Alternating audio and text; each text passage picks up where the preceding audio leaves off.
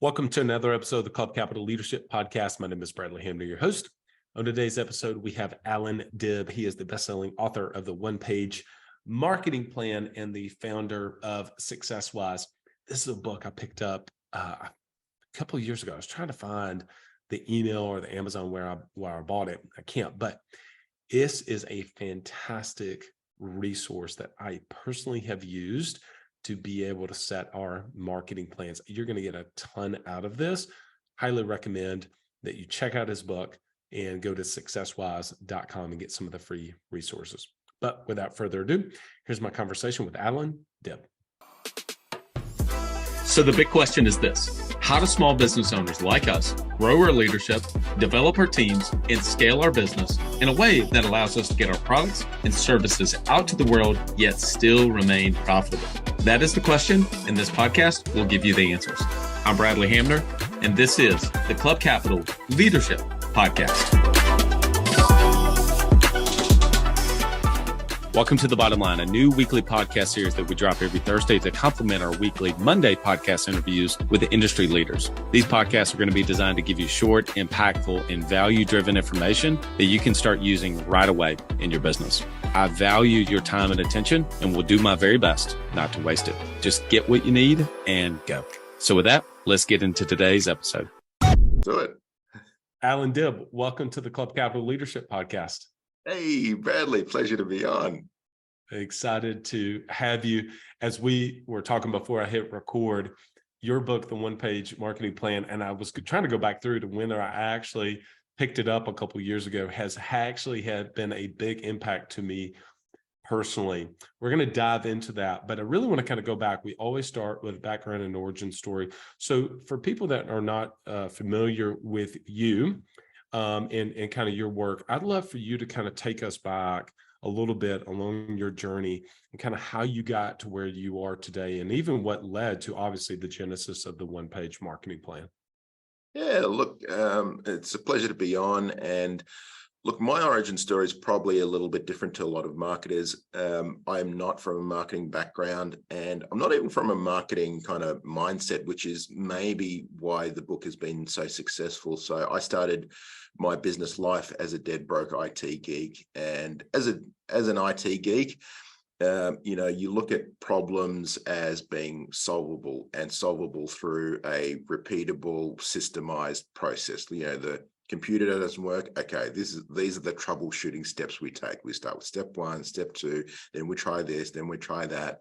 And so a lot of the stuff that I read and learned about marketing was just very conceptual, very vague, very, branding was this weird concept out there that, no one could really define or understand. And, all of this stuff about like getting people to know you and awareness and all of this, to someone from an engineering background and an engineering mind, this was like very foreign concepts. And so I spent about a decade struggling in that business, trying to learn, really out of necessity, how do I get customers in the door, right? I'm a good guy.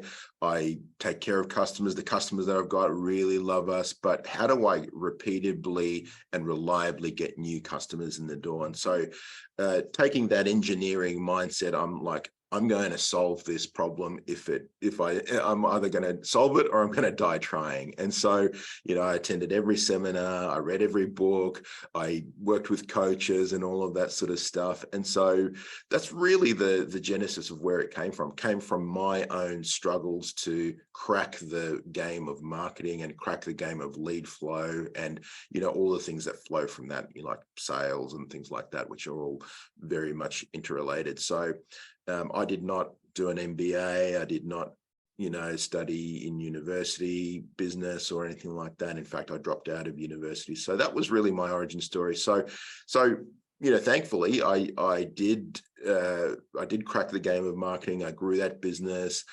We exited very well. I built another tech business, and we grew that very, very fast. We became one of the fastest growing companies in the country within 4 years, and I exited that. And so that brings us to where I am now. So now I work with a lot of businesses who were me and were like me and are struggling with the game of marketing, and I'm helping them crack that game as well. All right. So how do you differentiate? Actually, I'll ask that question second. Let me ask you, do you remember the moment that you first sketched out paper, your iPad, whatever, the 9 steps, which we'll get into the structure of it too. Do you remember that moment that you kind of laid that out? I actually do. It's a really, and I've never been asked this before, but I was literally, because I was in the process of writing, not even writing the book. Actually, this is probably predates the book, but I was working with clients and consulting in a marketing capacity. And one of the things that I always got an objection from clients, because I wanted them to put together a marketing plan. Too hard, too difficult, don't know where to start, all of that. And so this is a problem, again, using my sort of engineering brain, that I'm thinking this is a solvable problem. How do we crack this problem? And so I was going out for some takeaway. I literally remember where I was going. I was getting some kebabs that night. I was driving there, and I'm like, a 1-page marketing plan. And then I literally pulled over the car, took out a piece of paper and pen, and I've still got that piece of paper somewhere. And I'm like, okay, what would go on a 1-page marketing plan? All right, obviously target market, messaging. And then it wasn't exactly what it is today, but it was very, very close. And I'm like, we could just do this all on one single page, and that would solve the problem of how we do a marketing plan quickly, easily, that make it easily shareable, easily updatable, all of those sorts of things. So that's a good question. I've not been asked that before, but I do remember that exact moment. Have you ever honestly just yourself taken a moment and thought through like that moment you pulled over, and now reflect back and say like, man, that was a big moment in my life, really, because everything that has come from that, the experiences, the people that you've been able to meet. I mean, that's pretty, that's like, I think through like these pivotal moments, like when I've made these connections, and maybe was at Starbucks or something like that, and pulled over, and I was like, oh my goodness, like this is the thing, this is what I've been searching for. And it sometimes happens like as you're driving to go get takeout. Totally. And there are many such moments. I mean, they're moments that you maybe in the moment you didn't think were super pivotal, but they do become that. Yeah. And sometimes you do recognize it, sometimes you don't. And it's one of those things where sometimes you can go to work, you can spend 12 hours working, and you walk away from the day and you think, I got nothing done. I checked my email, I handled some fires or whatever. And then other days, you might do 2 or 3 hours of solid work, and you're like, wow, I created millions of dollars of value today. Yeah. Right. Yeah. So it's you've got to kind of look for those days and plan for those days. And just, I think all the pieces kind of align. It's never just one thing. It's like, hey, something I heard from this guy, something I learned from this book, something I got from this mentor or whatever, and then just the convergence of those sorts of things. Okay. So I want to ask the question that at the end of the day, whether it is an annual business plan, it's a marketing plan for the business, it's the marketing canvas. You have, I don't even know, maybe you have an idea of how many businesses around the globe that you all have been able to help and support. Yep. There are business owners that have taken the plan, the canvas, they've said, oh my goodness, this is great. They've put all the work into it. They lay everything out, and then it begins to collect digital dust, right? Or physical dust, and they don't ever use it. What is the difference? How do we then take, and again, we'll kind of go back. I'm going to the end here and then coming back to it to figure out how do you actually do this to where it actually gets implemented into the business, as opposed to we spend a whole day offsite, did that, and then we actually don't even do anything with it. Does that make sense? It does make sense. So the whole idea of the 1-page marketing plan was that it's not something that you have to have a whole day offsite to do. I mean, it's fine to do that too. Some people do, but it's literally one page. We could actually put it together in about 20 or 30 minutes if we work through your business. Yeah, sometimes a bit longer, sometimes you already know a lot of the components, but the idea is it's not something that we look at once a year, or we update once a year, or once every few years or whatever. It's literally one page, so we can literally have it pinned up in our office or sitting on the desk or whatever. And then when you hire a web developer, like if you hire a good web developer, or if you hire a good Facebook ads person or whatever, one of the things they're going to be asking is, or they should be asking is, oh, tell me a bit about your target market. Tell me what kind of messaging is going to be important for you. Like, who do you want to attract, and how's the funnel going to flow, and everything like that. And so you can easily share the one-page market. You can say, great, thank you for asking. Here's our one-page marketing plan, explains all the high level of how we attract customers, the message that really lands with them, who our real target market is. So it's designed to be shareable. The other thing is it's easily updatable. It's one page. So like literally when we get better and more information, when we say, oh, you know what? This message is actually landing better than that message that we thought was, let's update the plan. We can literally go in, edit it, and we're done. So we don't need to wait for the annual offsite. We don't need to get in an expensive consultant to help us update a 50-page plan that no one ever reads or anything like that. It's a living document that you can share at any time, edit at any time, work with your team to update, all of those sorts of things. And so it's designed to be practical, that we can use it day to day, update it at any time as we get better and more information. So that's the idea. And so in terms of the implementation, like anything, the way that we win at the game of marketing is the daily, weekly, monthly, right? So if I want to get strong, about 2 years ago when I started going on a fitness journey, right? I was overweight, I was weak, all of those sorts of things. So how do you do that? You do the basic movements regularly, right? If I work out once a year, probably not going to help me that much. If I work out 3 times a week, now I'm seeing consistent results. I'm implementing, I'm getting things done. I'm seeing some progress. So it's really about, when it comes down to it, and like I said, I try to simplify things down to their most simplest blocks. Is really doing the right stuff, and then doing enough of the right stuff. So working out in my gym, that's the right stuff. But if I do it once a year, not doing it in enough volume and not enough consistency. So I've got to do the right stuff in the right amount of volume. That's good. Okay, so let's go over the overall structure. We're obviously not going to be able to get through the entire page today, so we'll pick out a couple little things to kind of go deep on that we think would serve our audience. So why don't you walk us through what I think is awesome is the way that it flows from a before, during, and after phase. It really is. It captures the entire journey that someone goes on, I think, and oftentimes that is not even clearly defined. That even in itself gets thrown around in quite a bit of the customer or client journey, but nobody ever really defines what that actually is.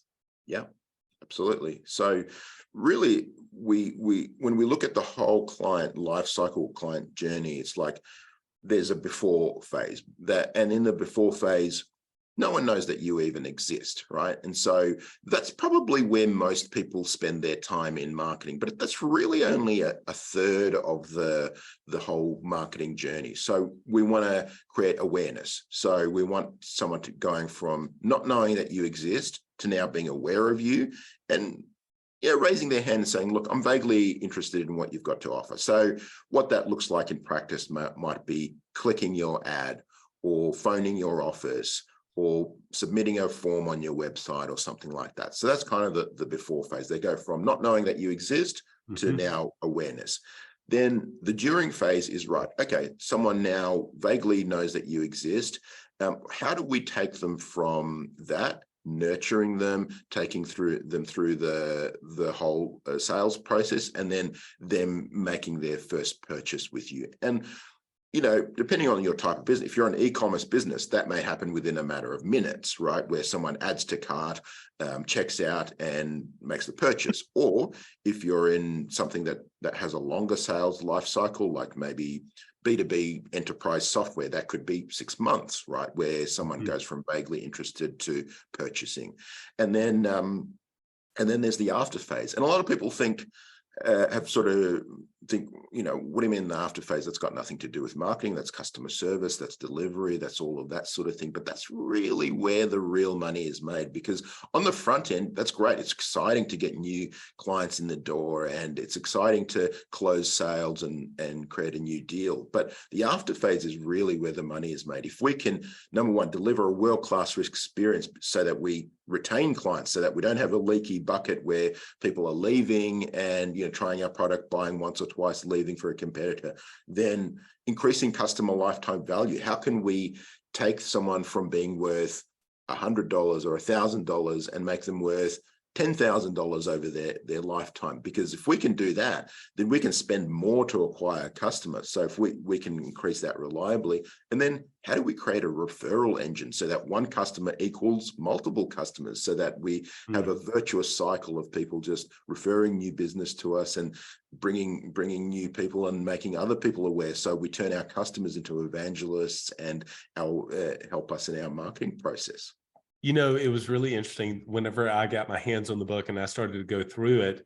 At first, I was like, wait a minute, we're talking about a one-page marketing plan. And at the very bottom, we've got when they become a customer. And at first I was like, that didn't seem to fit with marketing, because I always thought about marketing on the thing. But then as I went through it, I thought, oh, you are constantly, no matter what you're doing, you're constantly having to resell the value of the customer. And it is so important to keep customers as much as it is to be able to get new customers or clients on the front side.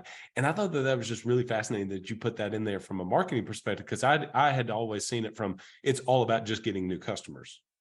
Well, I see it similar to, I try to compare stuff in the marketing process because, sometimes it's a bit conceptual, to just stuff that we know and understand in real life. So for example, if, why do a lot of relationships fail? Because there's a lot of romance and excitement in the beginning. We love each other, we'll do anything for each other. But as time goes by, we may neglect, normal things and things that we took for granted and things like that. So you have to keep falling in love. You have to keep doing the right things. You have to keep up the romance alive and all of that. Otherwise, the relationship does die or becomes close to dead or whatever else. And so the exact same thing is true in business and in marketing. I mean, your customer may have been super excited about your product, got it and everything like that, but then you didn't give them a reason to stay. A lot of times clients won't leave because you did something wrong. Clients leave just because you didn't give them a good reason to stay. Somebody else wined and dined them and romanced them and everything like that, and so they went away. And so very, very similar to real life. If we don't keep relationships alive, if I don't call my friend, or if my friend doesn't call me on a regular basis, if I ignore my wife or don't interact with my wife or do the right things, I mean, our relationship would break down as well. So the exact same thing is true in business. We've got to maintain relationships. Relationships are not taken for granted and not a given. So we've got to, there's work to do on the back end. So you're right, you have to keep reselling and remarketing as you go. When we think about on the before and the during phases, and this may be not a fair question because I would say there's holes in all of them, but what do you see as the biggest area in general, by and large, the majority, where you say, this is where most businesses are really missing the mark here. This is what we see the most, to where if they need to focus on all the areas, but this is one that we see the most glaring opportunity for them to improve. I'll give you two. That's probably the two most common is, so number one is target market. So a lot of people if they're a butcher, baker, candlestick maker, an insurance person, an accountant, a lawyer, whatever. When we say, who's your target market? They're like, everyone. Like, I can help everyone, right? Everyone needs insurance. Everyone needs a lawyer. Everyone needs a doctor. Everyone, and that's coming from a good place. It's like, we're entrepreneurs. We want to help as many people as we possibly can. But it's a massive mistake, because your target market is really the fundamental that everything is built on. And if that's shaky and if that's vague, you're going to have a lot of problems with messaging. You're going to have a lot of problems with media, because if you say your target market is everyone, well, what's a message that's going to attract everyone? And then what's a media that's going to reach everyone? And then how do we lead nurture everyone, right? So if you say it's everyone, it's really no one. We want to be super specific. Who are your people? So a good way to think about it is this.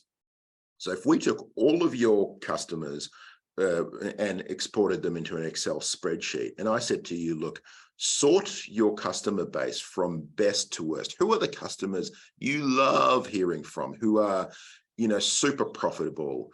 They're fun to work with. They're easy. They really value what you do. They're just awesome customers. When you see them ringing, you're like, great. I'm going to, it's good news.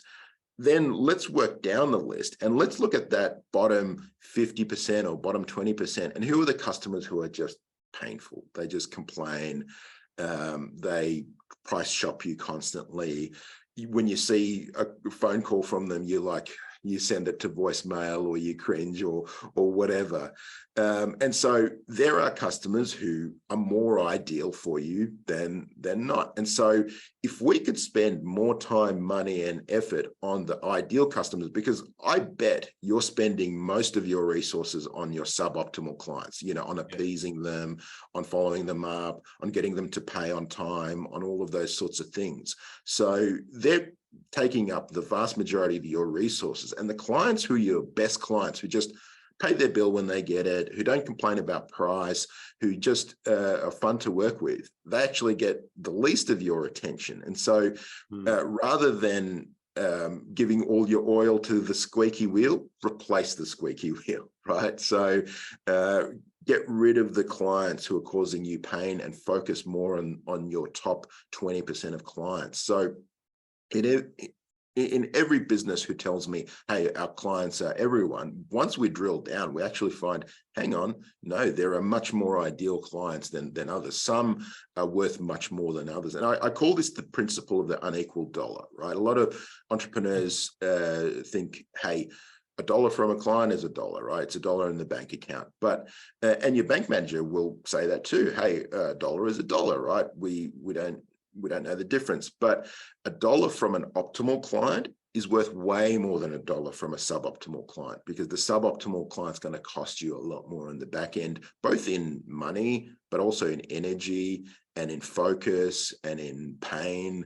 So we want to focus more on our ideal clients. So that's really mistake number one, is thinking that going far, far too wide on your target market. And even when people think they've got it niched down, like sometimes someone will say, hey, my target market is women over 40. Okay, great. We've narrowed it down to 1 billion people in the world, right? So you can almost always niche down further and further, because once you get specific, the other stuff really falls in place a lot better. We can get messaging that we can really nail. We can really get messaging that really lands with someone. We can find media that we can reach those people a lot cheaper and easier and more targeted.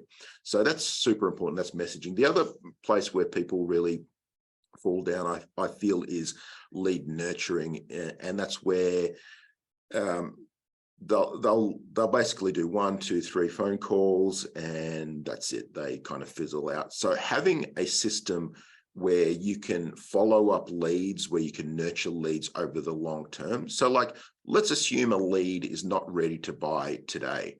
A lot of people will treat those as tire kickers. They're like, oh, I'll try tire kicker, look, come back when you're ready to buy it. But the sophisticated marketer knows that there's 2 buckets of prospect. There's people who are ready to buy today, and that's awesome, but everybody's fighting for those people. Everyone's running ads for those people. Everyone's cold calling those people, but they make up only a very small percentage of your addressable target market. There's a much, much larger target market who are ready to buy sometime in the future.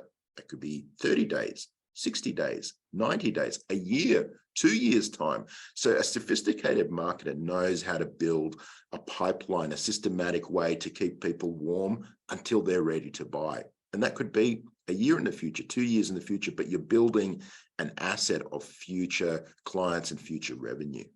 Oh, this is good. Okay, I'm going to go back to the first one that you mentioned. One of the things that was helpful to me around ideal is I used to think of it as, well, either someone who ends up becoming a client or a customer is either ideal or they shouldn't become a customer. But one of the things that I saw, and it might have been Dent, I'm not really sure, they had almost a bell curve, and it was like, here's ideal, and on the outer edges, here's acceptable, right? Yep. And it was like, oh, well, that was a really helpful visual to say, we're going to turn away money, but we also understand we're not targeting these people on other ends of the bell curve. Do you agree with that? I agree with that. And a lot of people are like, hey, should I be turning people away? Sometimes the answer is yes, but sometimes the answer is, that's fine. Look, if a non-ideal client is coming to you and you're willing to take them on, great. But where are we going to allocate our scarce resource? Because that's really the role of the entrepreneurs, to figure out where are we going to allocate cash, where are we going to allocate talent, where are we going to allocate time, money, and energy. And so who are we actively going to go after? And that's got to be your ideal client. You can't spend time, money, energy, talent going after suboptimal clients. If they come to you and you're willing to take it on, fine, no problem. We can take that on. But who are we actively going to go after? Who are we going to wake up in the morning and say, right, I want more of these kind of clients, and create activities around that? Yeah, that makes sense. And what are some specific things? Well, I'll ask it this way on the lead nurture, and that makes a lot of sense, because I was thinking through my own businesses, and I was like, yeah, see, we do, I think, a pretty doggone good job on the front side of, when someone comes and fills out a form, and then we're on them, that way, and then we're following up with them or whatever. But that 3 to 6 month to 9 month period of time, it tails off and say, oh, they've gone completely cold, and I haven't architected anything to make sure we're in touch with them. What is a logical blend between a automation, okay, so an email part that's just going out, and also something that is part of a system, but it requires like a manual, like I'm going to call them, I'm going to pick up the phone and call them, or I'm going to text them. How do you see that as part of the lead nurture system overall? And I know that may differ depending on the value of the client, right? If we're selling a $99 a month software, we probably are not necessarily doing that. We could do things more automated in that way. Versus if you're selling a $20,000 program, certainly picking up the phone 6 months later and touching base with them is probably a good idea. Does that make sense? Totally. That makes 100% sense. So a couple of things. So I think of a lot of people talk about automation and bots and email sequences and all of that. And I love all of those things. Now, the way I see those things is like an Iron Man suit. So if ever anyone's watched the movie Iron Man, it's just a normal geeky guy, Tony Stark. But he puts on the Iron Man suit, and that gives him a lot of leverage, a lot of powers that he didn't have otherwise. But it doesn't replace him. It's not doing the work instead of him. Now, he can fly, he can shoot lasers, he can do whatever. He's got a lot of skills. And that's the way I see technology and marketing automation. So it augments our abilities, and it gives us leverage, but it doesn't replace us. So I'll give you an example.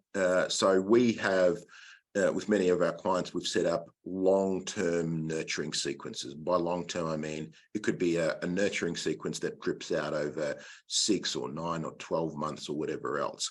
Now, a lot of what we do in our email nurture sequences is stimulate people to reply to emails. Like a lot of people send out emails from like info at or new or sales at or whatever, or the worst is like no reply at. And I'm like, why would you not want a prospect to reply to one of your nurturing emails? It's the craziest thing I've ever. We do not want you to contact us. Exactly. Exactly. So it's the most insane thing. We hate money. Like I think on your Amazon, it says, don't read this book if you hate money. It's Exactly. like, we hate money. Exactly. Well, it's like, it would be like opening up a physical store and then paying rent and fitting it out and all of that, and then shutting the front door and locking it so no one could come in. It's just the most insane thing I've ever seen. So what we do is we send emails from a person. So in the case of my business, I'm sort of the face of the business, and it comes from Allan at, and we actually encourage replies. We're like, hey, hit reply if this resonates with you, or hit reply and tell me about some challenges you're having in your business or whatever. And every single day we get replies. And sometimes someone's been on my list for maybe 6 months, a year, 2 years, and something resonated with them, or now is the right time in their business and in their life. And they put their hand up and say, look, I'm interested in coaching, or I'm interested in consulting, or hey, tell me more about your course or whatever. And so what we're trying to do is we're trying to stimulate conversions, because we're trying to stimulate conversations, because conversations lead to conversions. That's a very, very important point. So what we want to do is during the nurturing process, we want to do stuff that will stimulate conversations, because conversations will lead to conversions. So we do that via email. And like I said, sometimes just someone from my team doing a phone call, like with all the tech wizardry and all of that, people are actually getting a lot less phone calls than they ever did. And so sometimes just picking up the phone and having a conversation with them sounds pretty simple, but fewer and fewer people are doing that than ever before. So the point is, if imagine you've got a hot prospect who's going to buy from you definitely, but they're not going to buy for a year, or they're not going to buy for 2 years. If you do nothing, they're likely going to forget who you are, where you're from, or whatever, right? In 2 years' time, they'll type into Google whatever product or service that you do and find someone. There'll be that small percentage of people who are ready to buy today. But if you've created a relationship with them over time, if you've nurtured them, if they're aware of you, they know you, like you, trust you, and now they're ready to buy, I mean, you've created a pipeline of future leads and future revenue that's super, super valuable. And a lot of your content can stimulate that as well. What do you think? What do you think? And maybe you can answer this for your own business. So I'm not asking for numbers. I'm thinking more percentages. Sure. That of people that come in and they have just heard about your book, they listen to this podcast, they go buy the book, and the next thing you know, like they're a hyper buyer, right? There's they're like podcast, book, course, in coaching, right? I know you see that happen all the time. Totally. But then what is the percentage just generally, like back in the napkin stuff, of that versus people who are more, okay, I'm listening to podcasts. Yeah, I think I'll buy the book. And then 3, 6, 9 months later, what is that? What do you see that as?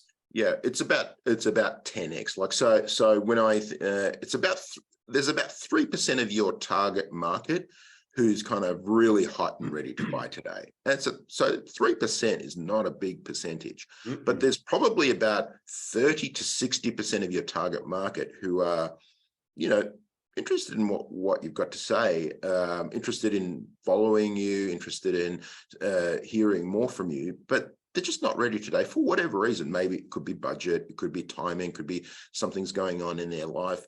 And when you think about it, like think back to like the last major purchase you bought, maybe a car, maybe a house, maybe some expensive item or whatever. You probably didn't wake up that morning or hear it on a podcast and think, oh, I'm buying this today, right? So you probably researched it. You probably thought, do I want an electric car? Do I want a fuel-powered car?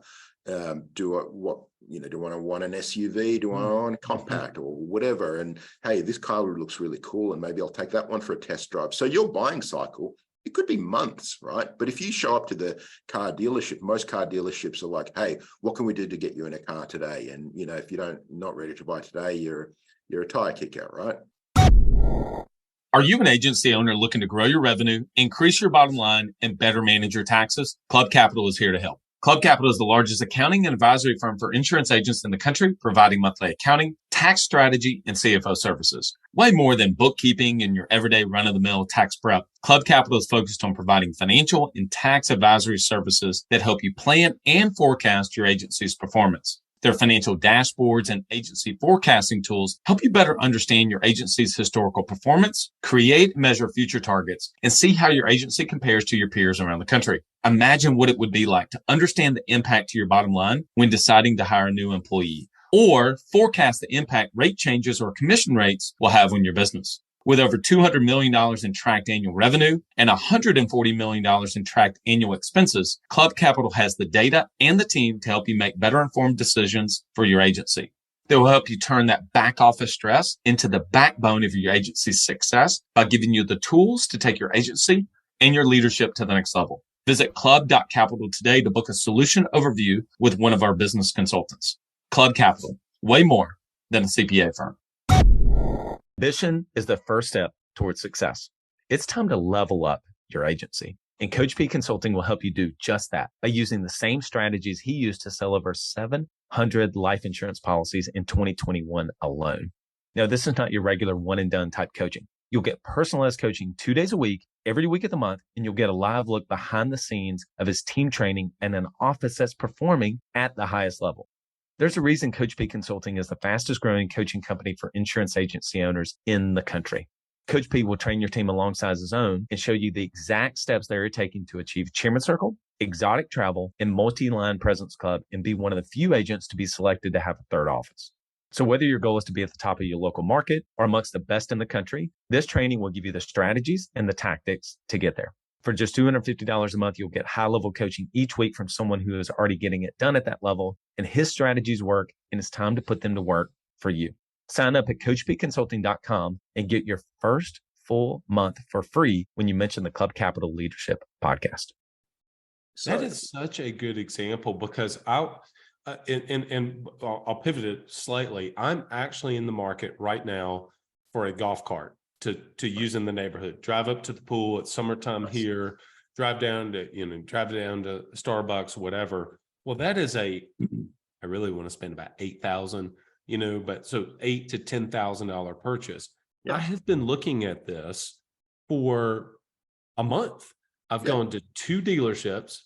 I haven't gotten a single follow-up call, and they didn't even ask me for my information when I was there. And furthermore, now Facebook knows, and Facebook Marketplace and other things know that I'm looking at it, because it keeps throwing algorithm stuff at me, whatever. But, you start to, like, I'm learning, okay, I want a 72 volt lithium battery. I don't want a 48 volt, all those kind of things along the way.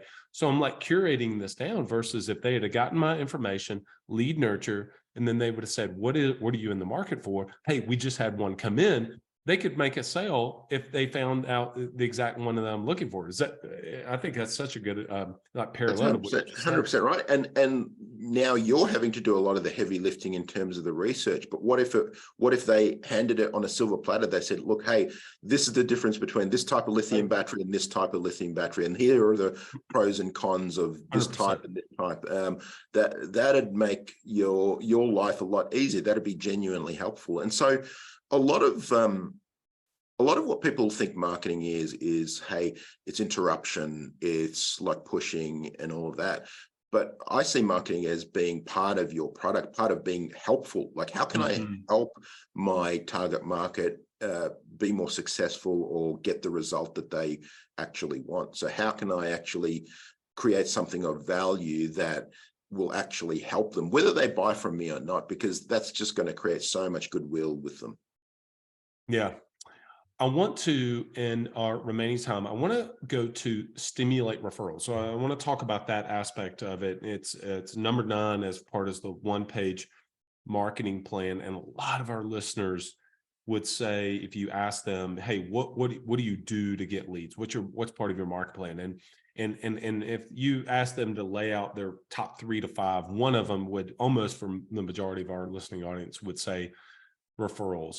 And then you ask them, well, show me, what is your referral playbook, right? And they're like, we don't really have one, right? Give us some best practices around stimulating referrals and actually doing a good job of getting quality referrals and then converting those to clients. Well, so you're 100% right. A lot of times when you talk to a client, they're like, yeah, we got a lot of our business from referrals. And then, okay, what are you doing to actually stimulate referrals? So that last chapter in my book, I've called it Orchestrate and Stimulate Referrals, right? It kind of implies that it's something active. It's not hope and pray for referrals, which is what most people do.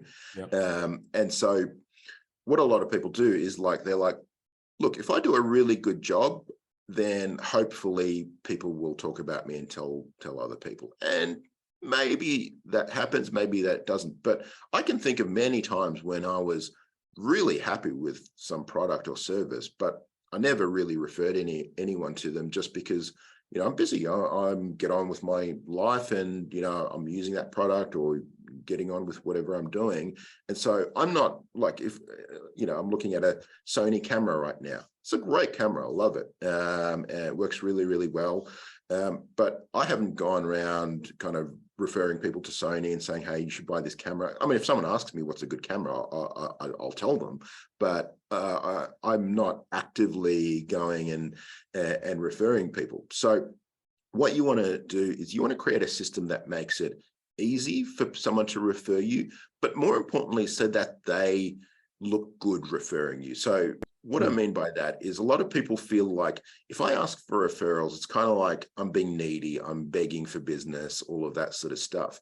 And if you frame it as them doing you a favor, then it is that way, right? If you're like, hey, look, Bradley, please do me a favor. Look, would you help me out and just share my book with everybody in your network and all of that?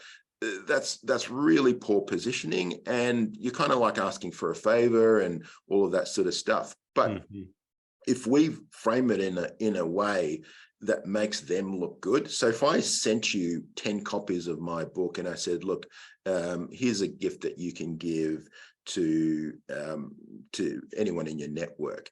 Now that's completely different, because now you've got something of value. So a book is worth, nationally, what, $20 or whatever they sell it for on Amazon. And now you giving something of value, and books generally don't get thrown away. Like, it's almost a sin to throw out a book. So if you gave a book and someone's struggling in marketing in your network, and you said, look, hey, here, read Allan's book, and here's a free copy.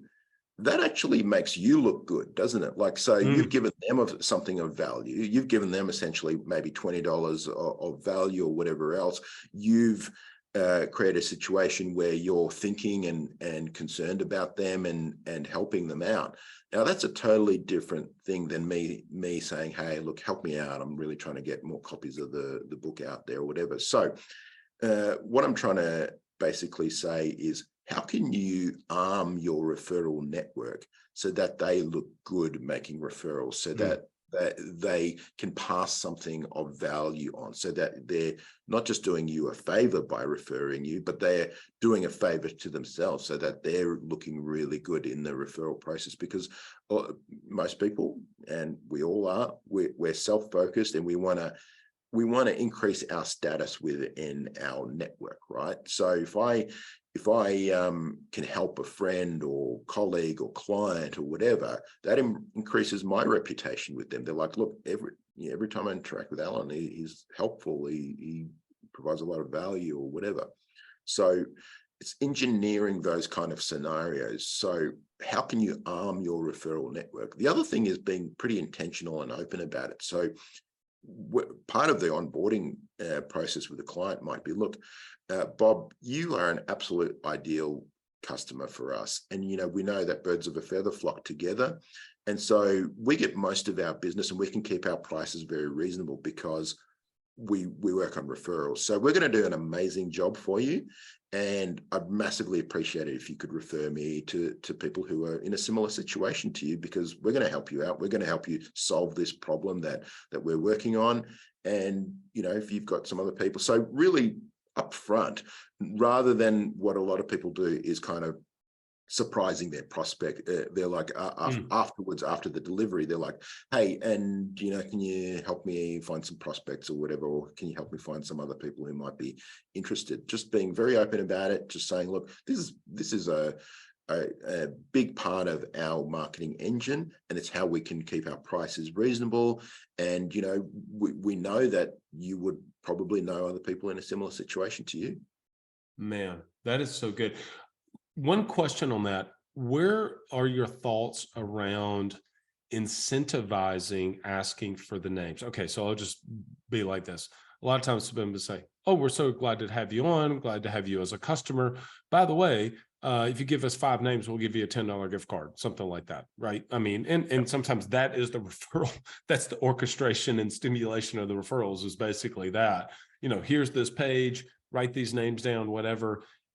And it seems like that could be okay to feel free to give a referral, but it seems like people can't just be bought to give, like, go to my phone and throw out the names of my best friends, so to speak. I mean, I know some people would do it. What are your thoughts around that?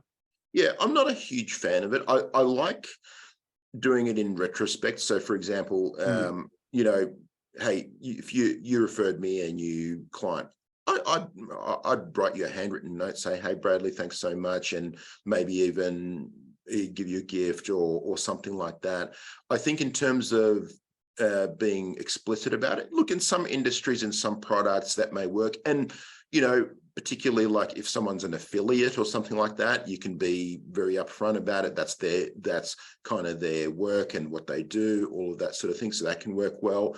But the other aspect is, like, let's say you referred me to a new chiropractor or something like that, and then I found out, you got $100 gift card for doing that. I would be thinking, did Bradley refer me to this guy because he got the $100 gift card, or does he really think this guy's a good chiropractor? So it kind of compromises the relationship a little bit. So I think people would be motivated much more by raising their status within their group rather than a little bit of a gift card or something or other. So I would rather do that in retrospect. And like I said, it depends on the product, depends on the service, depends on who the referrer is and what kind of system you have in place. But for most people and for most businesses, I think those transactional kind of setups generally don't work super well.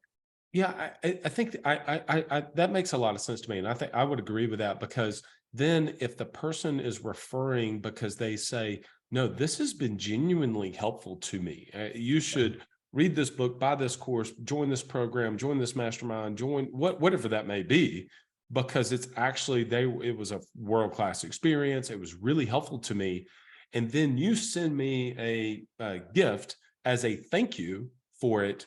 Well, I wasn't expecting that. And that even maybe makes me even more inclined to want to send people to, because it was like, oh, I was doing it because it genuinely helped me. Most of the time, I don't need I don't need the gift card. Like, I'm doing it because it was actually genuinely helpful or whatever. So yeah, that's good.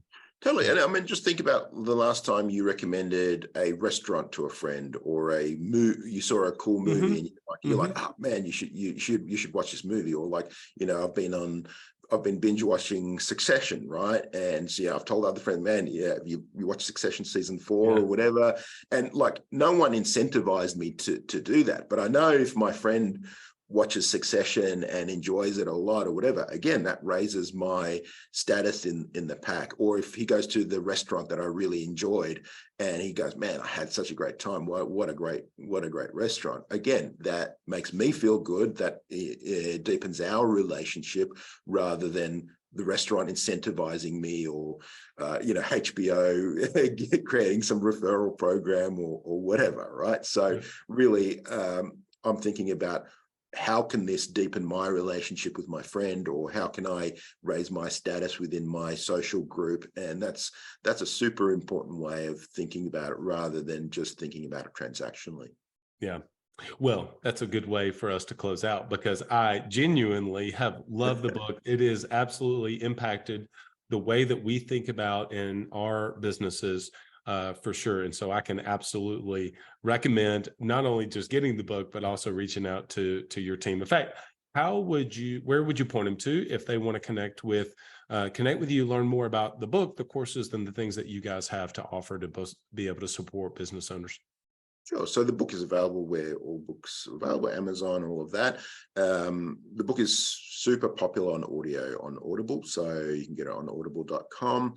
Our website is successwise.com, and you can learn about everything that we do. We've got a range of training and coaching and consulting programs there, and you can get a lot of free info there. You can get the one-page marketing plan canvas and join our email list. We email couple of times a week with really helpful marketing tips and things like that. So even if you never want to buy anything from us, I'd recommend joining our mailing list, and you'll get a lot of good information.